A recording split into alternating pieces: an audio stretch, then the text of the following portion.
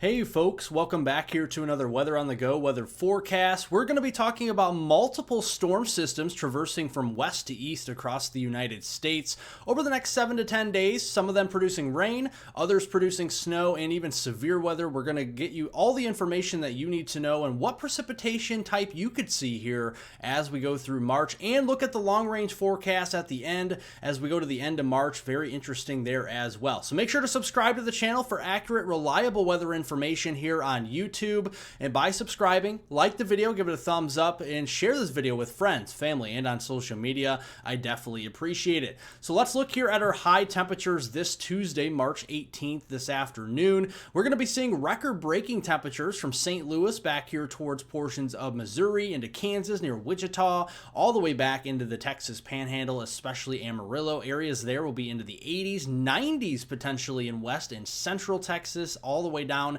into the Rio Grande, and we are actually seeing 60s and 70s further north as well into the Midwest, the Ohio Valley, and the Mid-Atlantic this afternoon. Cold front comes through as we go into your Wednesday, knocking down our temperatures across the central high plains and parts of the Midwest, and we see more record-breaking highs places in western New York like Buffalo, back down here into the panhandle of West Virginia. Could be seeing those 70s and 80s for highs on Wednesday, March 19th, tomorrow, and that means more record highs there as we go into the midweek time frame. Then we cool our temperatures off as the cold front moves through there as we go into Thursday, and then we have our winds returning back out of the south and southwest on Friday, getting those temperatures back up near normal. Now let's look here at the winds, because these winds, with the association of our potent storm system midweek, is actually going to be increasing our wildfire risk across New Mexico, Texas, and into portions of Oklahoma, as we do have wind gusts potentially over 60 miles an hour widespread across New Mexico, West Texas, the Texas Panhandle, Oklahoma Panhandle, and nosing its way up into southwestern Kansas as we go through this afternoon.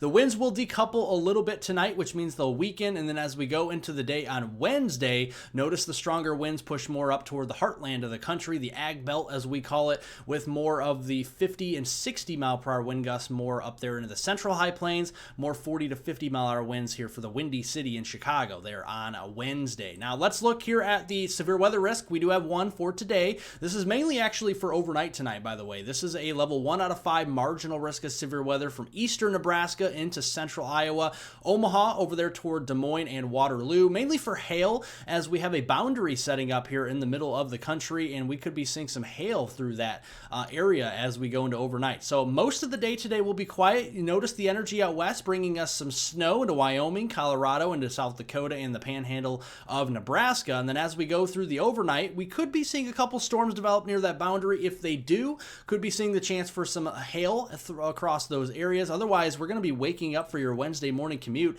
with some snowfall across Nebraska and into west central Kansas. So if you have work or school out here, make sure to take it slow on the roadway. Some slushy accumulations will be possible there on Wednesday. Now going into Wednesday, we have a little bit heightened of a day of severe weather, just a little bit. We have a level 2 out of 5 slight risk of severe weather from north central and eastern Illinois into west central Indiana. So Chicago, Kankakee, down there near the I-80 corridor, near Princeton, all the way down into Champaign-Urbana, Terre Haute, all the way up into South Bend and Indianapolis, Evansville. Those areas, be keeping an eye on that. Otherwise, surrounding that in the dark green, that is a level 1 out of 5 marginal risk from Wisconsin all the way south there to Mississippi, Alabama, and Tennessee for the threat of severe weather. Biggest threats here are going to be a good rush of wind with those thunderstorms, 60 to 70 mile per hour, especially in that brown, but even that yellow shaded color. And then we have the potential for some hail up to quarter size, especially again in that brown or even yellow shaded color. And then the great news with this is so far the tornado risk is extremely low, less than 2% chance of a tornado. Would not be shocked to see the Storm Prediction Center adding in a 2, maybe even a 5% chance of a tornado if we get a little bit more instability up in this region here. And let's show you that. The moisture levels Wednesday afternoon, or at least around midday, will be into the 50s. We got a ribbon of moisture moving all the way up here into Illinois, Indiana, and as far north as Michigan here. And that will yield some very weak instability, but enough for a few isolated low top supercells as we go into Wednesday afternoon or so, around 500 joules per kilogram. Now, what we're looking at is a significant tornado parameter. Notice here we have a boundary setting up across eastern Iowa into northern Illinois. On the cold side of the boundary, we have northwesterly winds.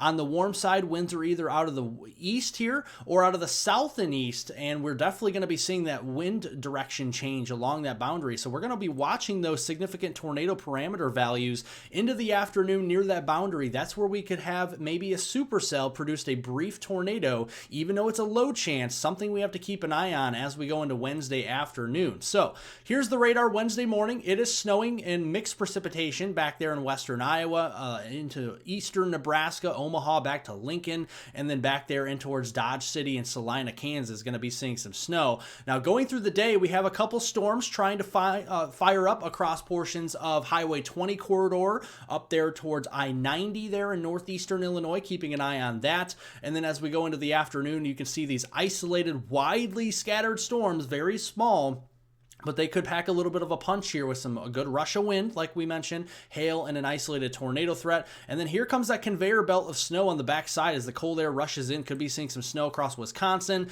parts of Illinois, Iowa, and Missouri as we go in towards Wednesday night. And then that snow will be shifting into Michigan and Indiana as we go into Thursday morning for your Thursday morning commute. As far as snow accumulations are concerned, yes, while it looks significant here, I think we're going to shave off a few inches off of this accumulation. It looks like 8 to 12, but a lot of this is going to be 2 to 4, maybe 5-inch totals, because melting and compacting this time of year, the higher sun angle and the warmer pavement temperature is really not conducive for an 8 to 12-inch snow, but at least a few inches are possible. So some shoveling, maybe some plowing is going to be needed across Wisconsin, the upper peninsula of Michigan into southern Minnesota, western Iowa into Nebraska and northern Kansas. That may be warranted with some shoveling and some plowing again as we go into later this week. So don't put your snow boots and snow shovels away just yet. Snowfall is on the way. This system will move eastward as we go into Thursday with some rain across the eastern United States. A lot of that snow moving up into Ontario and Quebec. And by the way, our friends to the north in Canada, up there in Ontario and Quebec, could be seeing double-digit snowfall totals here as the colder pavement temperatures a little bit up here, and also the heavier snow rates will overcome. So I think we could see 8 to 12 inches up here versus down across the United States. Now let's look at the jet stream as we go into late this week. Very wavy, very fast flow, and these storms that are moving across the United States are moving so fast here as we go through the week and into the weekend. So let's look at Friday. Very quiet here morning hours on Friday. We got a moisture-starved storm that could bring a little drizzle, maybe some rain shower activity across the Ohio Valley and Illinois Valley as we go into Friday evening. Some snow up there toward the Hudson Bay into Ontario and Quebec. More energy across the Pacific Northwest will come in. This is the energy for the weekend that could produce, again, another fast-moving storm. This could be having a little bit more moisture and instability for some severe weather, but right now for Saturday, March 22nd, predictability too low for severe weather. As we go into day 6 on Sunday, March 23rd, slight risk for severe weather. That's a level 2 out of 5 across East Texas, especially along and east of the I-35 corridor, into southern Arkansas, north central Louisiana, and western Mississippi, to Fort Worth, Texas, Dallas, down here toward Waco, Tyler, Pine Bluff, Arkansas, Shreveport, over here toward Monroe, and into Alexandria, and then over there into Natchez, Mississippi, and Greenville, and just west of Jackson, Mississippi, will be the threat for some severe weather. All modes are on the table here. A good rush of wind will probably be your main threat, 60, 70 mile per hour. Hail, quarter size, and maybe even a few tornadoes will be possible as well. The setup is pretty decent for some moisture advecting north from the Gulf all the way up into the lower Mississippi Valley and the southern plains.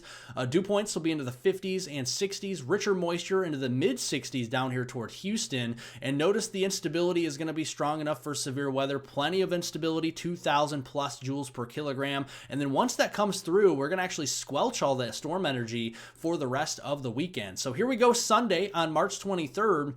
You got some storms up here towards southern Missouri and northern Arkansas. Could produce some hail and wind. Those will weaken, and then we'll have kind of like an outflow boundary that could set up for more storms south and west towards Oklahoma and Texas as we go into Sunday afternoon. We'll have to see how that works out. And then a big line of storms with a good rush of wind on the leading edge, maybe a couple kinks in the line for tornado potential, and then some hail with those as they cross through portions of East Texas, southern Arkansas, northern Louisiana, and western Mississippi as we go into Sunday Sunday night.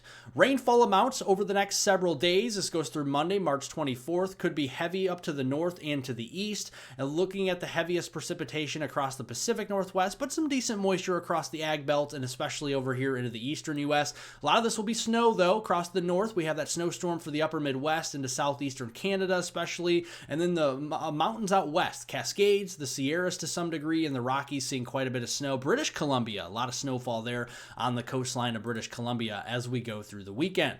Going into next week, here's the long-range portion of the video, and we're going to be seeing warmer air with a ridge out across the west, near normal to slightly below normal temperatures across the east, and you can see that just continues as we go through the last week of March. However, this ridge eventually will migrate from west to east, and as soon as it does so, could be introducing more heavy rain and severe weather prospects across the central and the eastern U.S. Here's the storm we have this weekend. We have dry weather coming in with that ridge, so you can enjoy a nice sunshine and warmer temperatures, but then here comes more energy, and we could actually be seeing a more significant storm develop sometime late March around the 29th, 30th, and 31st time frame that could bring maybe the potential for heavy rain and severe weather on the southern side, or at least the warm side of the system, and maybe even some snow on the cold side, and that is more favored across the high plains up here to the northern high plains like the Dakotas and up into the Black Hills region, up into portions there of Minnesota, the Northwoods of Wisconsin, and then up there towards Ontario and Quebec as we finish the month of March. Thank you all for watching. Make sure to subscribe to my channel for accurate, reliable weather information here on YouTube. We're going to post another video here for the evening, 8 o'clock Central Daylight Time. Be making sure you have your post notifications turned on for that video that will be produced early on here this evening for updates on all these winter storms and all these storm systems. Like the video, give it a thumbs up, especially if you did enjoy it, found it informative and detailed, and share this video with friends, family, and on social media. Thank you all for watching, and I'll see you all later on today.